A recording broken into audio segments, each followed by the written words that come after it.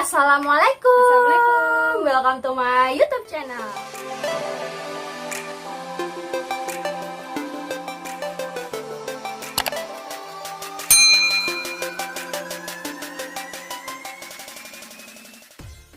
Kali ini aku bareng sama saudaraku sendiri di sesi paranormal experience. Jauh-jauh datang dari Salatiga ya, cuman mau cerita ke aku dan cerita ke kalian semua. Tonton sampai habis dan jangan lupa klik subscribe dulu sebelum kalian nonton. Yuk kita langsung ke videonya. Jadi pertamanya itu toh, dulu aku pas kelas 5 sempat pindah rumah. Walaupun gak lama pindahnya karena kebanyakan teror. Ya, dianggap aja teror. Jadi gini tak singkatin ya. Jadi kelas 5 SD dulu Dewi dan Sinta beserta keluarganya pernah pindah ke rumah baru yang akhirnya mereka pindah lagi. Karena di sana banyak teror-teror dari makhluk Uka-uka. Silahkan lanjutkan. Ceritanya rumahnya itu besar banget kalau dibanding sama sekolah SD. Sekolah SD kan biasanya kecil-kecil toh. Itu besar banget. Besar karena ada kolamnya juga kan. Kolam renangnya aja 2. Kolam ikannya enggak cuma 2, bahkan sampai 5 mungkin. Ada tamannya juga. Di tamannya itu ada perosotan ya. Ayunannya satu itu di tengah-tengah taman, tua banget, kayak ya gitulah intinya lah. Terus di dekat kolamnya yang agak ke sebelah mana ya, timur itu ada pohon talok. Tahu talok? Pohon talok itu katanya penunggunya itu tinggalnya di situ, soalnya gede banget.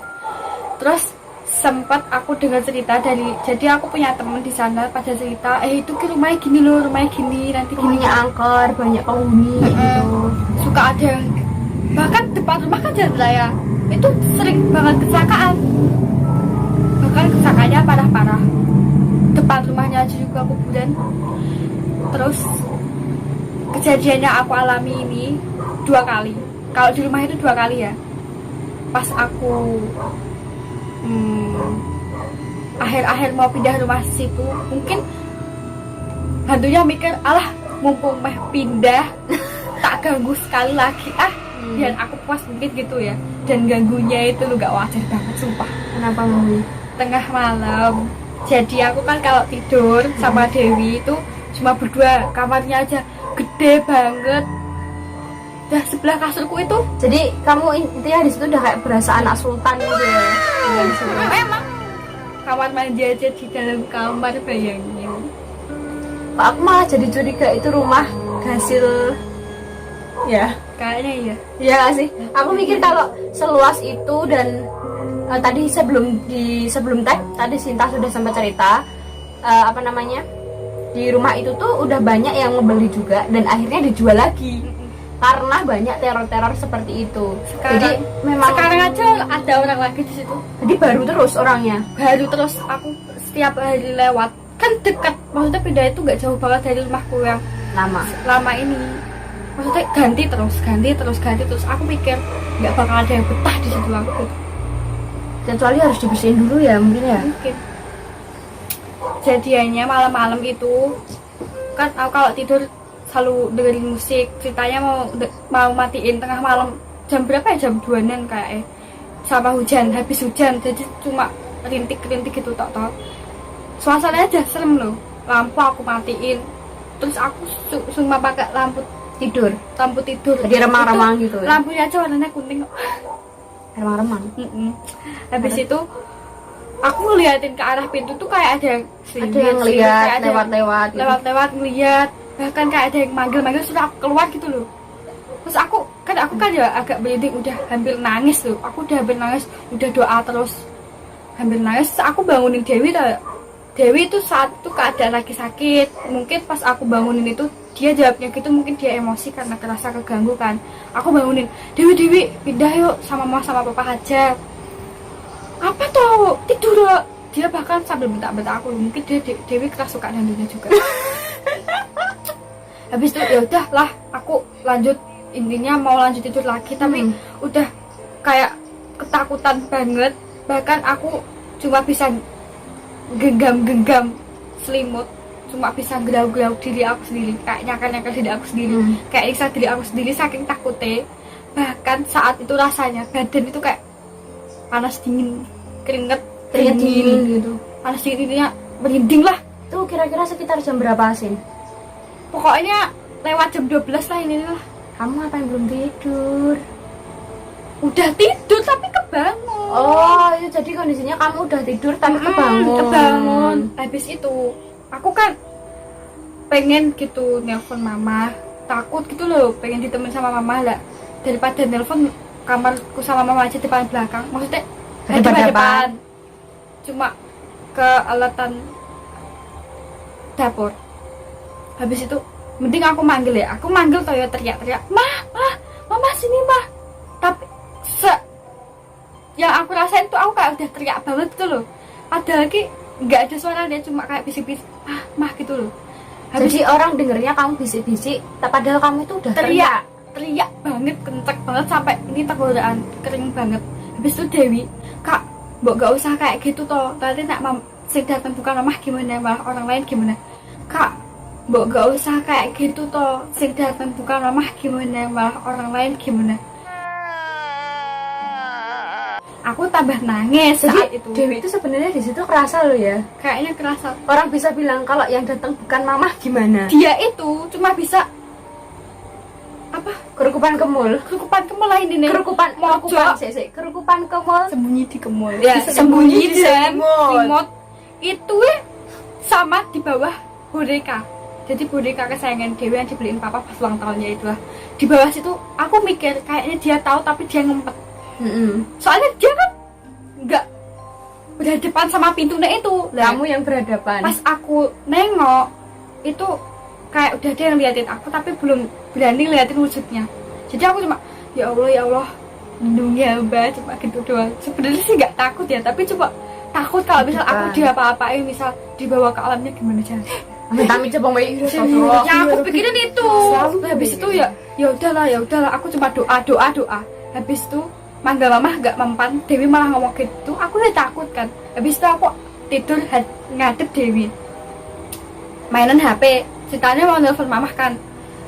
Di layar HP-nya itu udah ada sosok wanita menyeramkan di belakangku. Aku pertamanya cuma ya udahlah, bayang-bayangan aja. Itu sempet gak percaya, aku ngelihat apa? Nengok kamu. Aku nengok tuh pelan-pelan banget. Nengok itu sambil megang HP, sambil kayak udah gemeter ya, udah nangis udah gak ya, nangisnya tuh gak beraturan tapi gak bersuara, kayak nangis banget tapi gak bersuara. Taulah rasanya gimana. Aku cuma bisa ngeliatin sosoknya itu, pokoknya pakai baju putih tinggi, ya gak tinggi sih, itu kayaknya korban kecelakaan deh kayaknya. Mukanya aja rusak banget ya? Dan ya Allah Gusti astagfirullahaladzim. Pokoknya terus udah gak orang ya. Sosoknya itu kan deket banget sama aku. Dia itu rambutnya panjang banget, nutupin separuh mukanya gitu, kayak gini loh, gini panjang tapi nutupi gini loh. Matanya gak kelihatan? Enggak, tapi sininya itu kelihatan rusak banget dan darahnya itu masih netes ke lantai. Masih atas ke lantai, rambutnya itu basah semua. Aku mikir habis kehujanan mungkin pas udah perjalanan ke sini. Aku itu sempat ngelawak loh, maksudnya biar gak takut banget. Gak takut ya. Airnya itu loh netes di muka aku semua. Kalau gak takut gimana? Itu kamu bener-bener basah, kena basah. Habis tak lap itu aku sempat lihat ke lantainya itu darah semua, tapi entah kenapa paginya hilang semua. Pas aku kebangun sadar loh, wong habis tuh kayak aku pingsan. Jadi setelah kamu kejadian ada suara Claudia gitu, aku langsung aku pingsan. Kamu udah nggak tahan nggak kuat. Paginya aku baru cerita ke mamah tuh, mamah sempet nggak percaya. Dan kamar mandinya yang di dalam kamarnya mamah itu, jadi kamarnya mamah terus kamar mandi, terus ada kamar utama itu buat kamar tamu. Kamar tamunya itu nggak berani ada yang tidur di situ. Jadi mamah kan punya adik, omku lah sama temennya lagi gitaran di situ. Bisa-bisanya diganggu sama itu. Juga diganggu. Iya. Jadi di situ tuh yang mengalami diganggu tuh nggak cuman kamu ya? Bahkan temennya papa ketakutan sampai kejebur ke kolam, lari kejebur ke kolam. Sore habis aku kejadian itu, aku cerita sama papa. Terus papa kan ya nganggapnya paling cuma main-main ya dulu. Terus aku cerita sama mama. Ya, mama kan juga pernah alami. Jadi mama ya bau amis tiap hari. Aku juga mandi aja aku suruh nemenin kok. Nggak berani. Padahal itu kamar mandi di dalam kamar. Di dalam kamar. Habis itu sorenya agak maghrib gitu. Papa kan biasa kumpul sama teman-teman nih. Itu di depan terasnya, ya Allah terasnya itu loh. Lebar banget kamar mandi. Di luar ada kamar mandi 3. Itu sebenarnya rumah atau apa sih? Jadi kayak bukan ya rumah tapi kayak ada pemancingannya. Ada pemancingan, ada macam-macam gitu ya. Nah, sorenya itu maghrib itu ya udah sayut-sayut senja gitu loh. Udah kayak adan-adan gitu. Masih sempet deh itu sosok itu keluar. Menjelang maghrib sosoknya keluar lagi Di pelosotannya dikira angkat itu. Terus aku kan ya juga ikut ngerumpi lah intinya, ikut keluar di situ. Papaku ngeliat dan aku juga lihat. Aku pikir itu sih tak lihat semalam gitu. Terus aku disuruh buat kopi. Jadi dapur itu udah ngadep jendelanya itu lebar banget, langsung ngadep kolam. Aku ngeliat banyak anak kecil berkeliaran di situ di kolam. Sing ceritain papa itu yang enggak di kolamnya, di pinggir-pinggir kolamnya.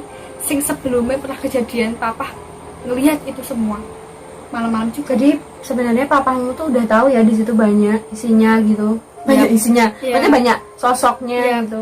Terus pas aku kejadian mau mandi aku di rumah berdua sama Dewi. Aku mandi sekitar jam berapa ya? Aku habis sholat asar. Mandi, Dewi di kamar mama. Sengaja pintu nggak tak tutup. Tapi yang jadi kamar mandi itu pintunya 2 gitu loh. Buat kamar sini sama kamar utamanya itu. Sing kamar utama tak tutup. Sing kamarnya Dewi enggak. Jadi Dewi tak suruh main di situ, dia main HP di situ. Sengaja tak suruh kita musik yang keras banget.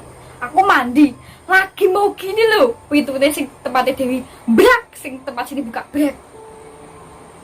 Aku, maaf ya, ini langsung lari keluar. Aku takut nangis di luar. Bayangin. Terus Dewi gimana? Ya ngambilin nando. Habis itu ke kamarku kuncian pintu lah. Habis itu aku udah gak berani di rumah sendiri lagi. Serem ya. Serem banget. Terus setelah itu kamu cerita nggak sama papa sama mama? Cerita. Habis cerita Ya responnya gimana? pindah ke rumah aslinya lagi. Jadi nggak jadi di rumah itu lagi ya. Jadi hampir sama sih kayak ceritaku. Tapi ini terornya memang lebih serem. Kalau aku kan dulu cuman kayak di ceritaku sebelumnya, kalian wajib nonton di Paranormal Experience-ku yang pertama banget, scroll aja ke bawah. Itu aku juga diteror di rumah yang baru juga. Jadi ya aku sekarang tuh agak, kalau pengennya kalau pindah rumah ya kita bangun rumah itu lagi dari nol. Aku nggak kayak nggak mau beli rumah bekas ya kayak. Dan apalagi bekasnya itu kayak udah diceritain orang-orang Kalau itu angker gini. gitu. Terus Bisa aku punya cerita lagi, sampai sekarang aku sampai takut sama semangka. Jadi Cinta itu sampai sekarang tuh fobia sama semangka. Kalau lihat semangka itu kayak bisa jadi gila, kayak gitu loh, takut banget. bisa Jadi jadi gila. itu acara nikahannya Mas Acara pernikahan saudara kita. pasti Jangan sebut merek. ya Pernikahan saudara kita waktu di suatu tempat kafe yang ada di Yogyakarta. ya. Itu udah hampir selesai. Jadi aku itu udah agak besar ya. Aku kelas berapa ya? Udah besar aku. Udah besar lah. Aku SMA kelas 2. Ya itulah. Berarti kamu Jadi SD. belum selesai. Wow, semangkanya tuh masih ada yang utuh 3, tapi aslinya itu semangkanya tinggal 2. Nah yang satu itu, nah aku tidur jadi ceritanya ada musola ya, di belakang itu ada musola. Aku tidur awalnya aku tidur sama Dewi, sama mama, sama papa, sama keluarga yang lainnya, tapi habis itu kan mereka pada keluar, bantu-bantuin di luar, aku masih tidur di situ sendiri Di musola. sendiri. Habis itu aku manggil mama, temenin pas mama main nemenin mah. Mungkin mama perjalanan ya, awal di sana semangkanya yang 2 itu di sebelahan banget sama aku. Habis itu kan kayak ada yang gitu, nah aku ya mah mbok gak usah gitu, tinggal sini ngapa tuh, gak usah gitu. Habis itu kok gak ada yang kayak nyaut, aku mikir wah kayak aku tuh. Habis itu aku memberanikan diri lagi, nengok lagi guys. Aku nengok, betapa kagetnya aku, semangkanya ada 3, tapi yang 1 bukan semangka, Jadi gundul apa ya namanya, gundul pecius lah intinya, kepala manusia. kepala manusia yang tinggal kepala tok itu. Ya Allah, Ada rambutnya nggak? cuma kayak selet mungkin niku. Cuma kayak seret-seret sih maksudnya. Lah kok dadanya tuh natas otaknya aja kelihatan kok. Oh. Habis itu aku kan ya nangis tuh, ya teriak-teriak, ya Allah, aku coba ya Allah. Habis itu lah aku gak berani makan semangka, ngelihat semangka, takut Takut banget. kalau berubah jadi kepala manusia lagi tuh ya. Jadi pengalaman-pengalaman kayak gitu tuh bikin trauma biasanya. Tapi kita harus ambil positifnya, jangan ambil negatifnya. Dimanapun kalian berada, aku selalu ngomong ini ya setiap kontenku, dimanapun kalian berada harus berdoa, karena kita nggak tahu asal usul tempat itu sejarahnya seperti apa. Ada lagi nggak Sinta yang mau diceritain? Banyak banget sebenarnya Ki. Sebenarnya banyak banget ya, tapi di sesi kali ini kita ceritanya itu dulu. Buat kalian yang senang dengerin cerita-cerita horor dan teman-teman kalian juga senang, jangan lupa share video ini ke teman-teman kalian, dan jangan lupa klik tombol like, comment, and subscribe. Dadah. Assalamualaikum. Assalamualaikum.